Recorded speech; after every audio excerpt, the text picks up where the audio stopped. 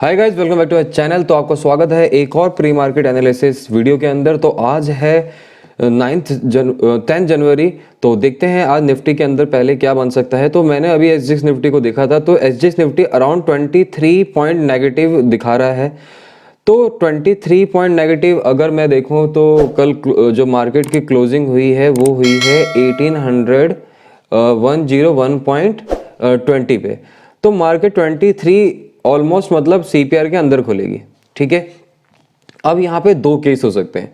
अगर मार्केट जब सीपीआर के अंदर खुलती है तो आपको करना क्या है। अगर मार्केट जैसे कि यहाँ अंदर खुलती है और अगर इसको थोड़ा कंसो 2-3 कैंडल के बाद अगर डाउन साइड ब्रेक कर रही है तो आपको डाउन साइड ट्रेड लेनी है और आपका टारगेट जो हो जाना चाहिए वो बैक टू प्रीवियस डे होना चाहिए। लेकिन एक चीज याद रखना है कि अगर बहुत बड़ी कैंडल बना दी है तो आपको थोड़ा सा रिट्रेसमेंट का वेट करना है, उसी के बाद ट्रेड लेना है।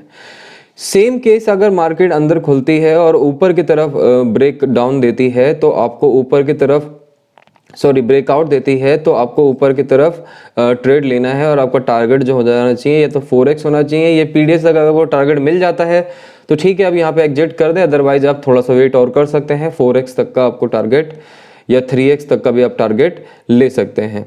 ठीक है, ये आपको समझ आ गया होगा। अब और केसेस क्या हो सकते हैं, मान लो यहाँ कहीं मार्केट खुलती है, बड़ी सी ग्रीन कैंडल बना देता है यहाँ पे, तो आपको वेट करना है इसके लो के आसपास कोई भी ग्रीन कैंडल बनाने का। ठीक है, अगर ग्रीन कैंडल बनता है तो आपको डायरेक्टली लॉन्ग लेना है। लेकिन अगर ये बेरिश कैंडल बना देता है यहाँ पे, अगर ये बेरिश कैंडल बना देता है यहाँ पे, एक सेकेंड, जैसे कि अगर यहाँ पे कोई भी बेरिश कैंडल बना देता है तो आपको और यहीं पे क्लोज करता है तो आपको ट्रेड कोई नहीं लेनी, आपको वेट करना है या तो यहाँ पे कोई बुलिश कैंडल बने या तो ये ब्रेकआउट हो सीपीआर। और जैसे ही सीपीआर ब्रेकआउट होता है तो आपको वेट करना, थोड़ा सा कंसोलिडेट मतलब थोड़ा सा रिट्रेसमेंट के बाद आपको ट्रेड ले लेनी है। उसके बाद आपका टारगेट जो होना चाहिए, आप देख सकते हो डाउन साइड काफी अच्छा टारगेट है लेकिन अपसाइड टारगेट छोटा, लेकिन कोई दिक्कत नहीं, जो भी ट्रेड बनती है आपको वो करना है।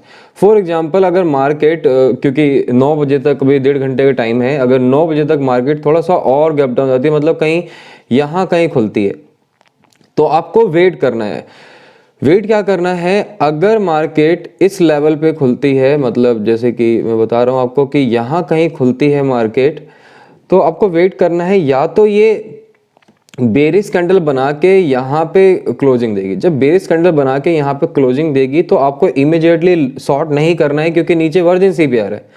तो आपको वेट करना है या तो नेक्स्ट कैंडल अगर बुलिश बना रही है, नेक्स्ट कैंडल यहाँ पे बुलिश बना दिया तो आपको लॉन्ग लेना है और टारगेट आपका सीपीआर तक हो जाना चाहिए। अगर बेरिश कैंडल ही बनाता है तो आपको शॉर्ट नहीं करना, आपको वेट करना है क्योंकि वर्जिन सीपीआर भी एक स्ट्रॉन्ग सपोर्ट की तरह काम करता है। तो यहाँ पे आपको वेट करना है कोई भी एक बुलिश कैंडल का।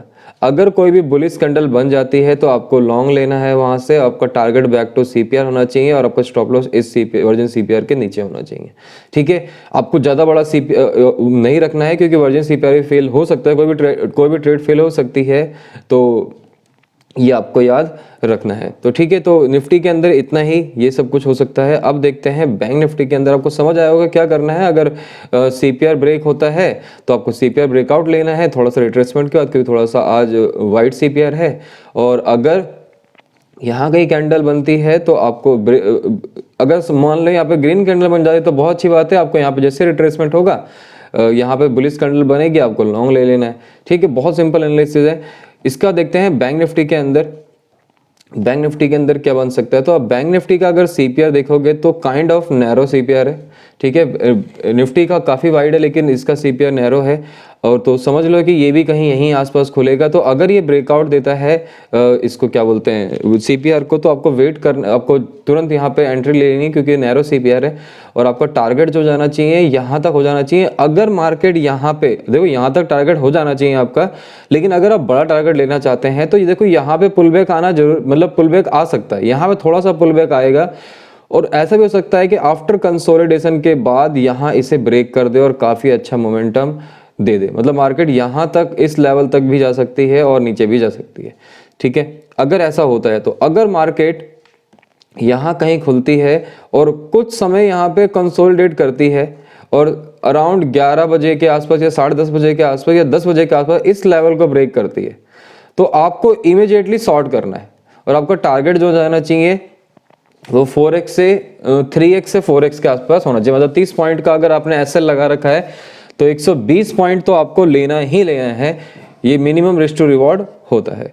और अगर ये मतलब मान लो 9 बजे तक अगर यहाँ पे अंदर खुल जाता है और ऊपर ब्रेकआउट देता है तो आपको यहाँ से लॉन्ग लेना है, टारगेट जो जाना चाहिए वो यहाँ तक आपको बुक कर लेना है, या आपको अराउंड यहाँ तक मतलब जब तक 4x ना मिले या 3x ना मिले आपका जो भी आपका रिस्क टू रिवॉर्ड है उतना तो आपको लेना ही लेना है।